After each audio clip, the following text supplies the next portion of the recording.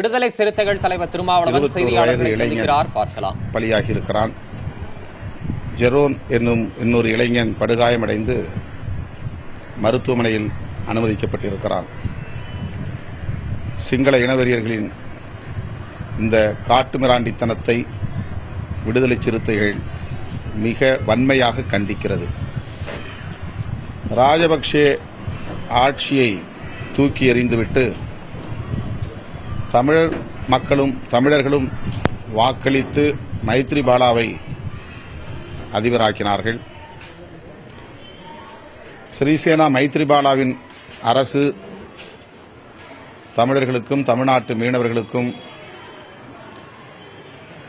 பாதுகாப்பாக இருக்கும் அல்லது ஒரு நல்லிணக்கமான உறவை கொண்டிருக்கும் என்று ஒரு தோற்றம் உருவாக்கப்பட்டது.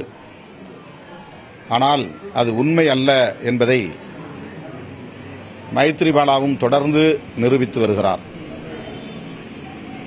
அதனுடைய வெளிப்பாடாகத்தான் இன்றைக்கு தமிழ்நாட்டு மீனவர்கள் மீது நடத்தியிருக்கிற இந்த துப்பாக்கிச் சூட்டு தாக்குதல்.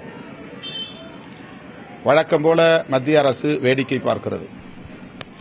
காங்கிரஸ் ஆண்டாலும் சரி, பாரதிய ஜனதா ஆண்டாலும் சரி, சிங்கள இனவெறியர்களை கண்டிக்கவோ எச்சரிக்கவோ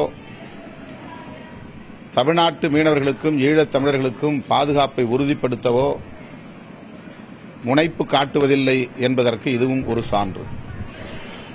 ஆகவே இந்தியாவில் காங்கிரஸ் ஆட்சியை தூக்கி எறிந்து விட்டோம், அதனால் தமிழ்நாட்டு மீனவர்களுக்கும் பாதுகாப்பு கிட்டும் என்ற ஒரு தோற்றம் உருவாக்கப்பட்டது. மோடி வந்தால் ஈழத் தமிழர்களுக்கும் தமிழ்நாட்டு மீனவர்களுக்கும் பாதுகாப்பு கிடைக்கும் என்றெல்லாம் பிரச்சாரம் மேற்கொள்ளப்பட்டது. அதேபோல அங்கே ஸ்ரீபாலா மைத்ரி சேனா ஆட்சி வந்ததும் ராஜபக்சே மாதிரி இவர் இருக்க மாட்டார் என்றெல்லாம் ஒரு பிரச்சாரம் மேற்கொள்ளப்பட்டது. இலங்கையில் ஆட்சி மாற்றம் நிகழ்ந்தாலும் இந்தியாவில் ஆட்சி மாற்றம் நிகழ்ந்தாலும் தமிழர்களுக்கு எதிரான நிலைப்பாடுகளைத்தான் இந்திய சிங்கள ஆட்சியாளர்கள் மேற்கொள்வார்கள் என்பதற்கு இந்த சம்பவம் ஒரு சான்றாக இருக்கிறது. மைய அரசு வழக்கம் போல வேடிக்கை பார்த்துக் கொண்டிருப்பது வேதனை அளிக்கிறது. இருநாட்டு மீனவர்களையும் அழைத்து, தமிழ்நாட்டு மீனவர்களையும் சிங்கள மீனவர்களையும் ஈழத்தமிழ் மீனவர்களையும் அழைத்து மத்திய அரசு ஏற்கனவே இங்கு ஒரு பேச்சுவார்த்தை நடத்தியது. அதிலே சிங்கள ஆட்சியாளர்களும் அதாவது அமைச்சர்களும் கலந்து கொண்டார்கள்.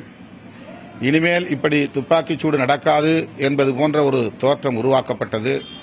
ஆனால் நாய்வாலை நிமிர்த்த முடியாது என்பதைப் போல சிங்கள இனவெறியர்களின் குணத்தை ஒருபோதும் மாற்ற முடியாது என்பதற்கு இது ஒரு சான்று.